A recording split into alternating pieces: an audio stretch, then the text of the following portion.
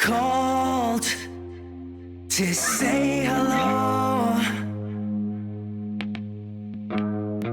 Your voice always takes the pain away. The thought is unimaginable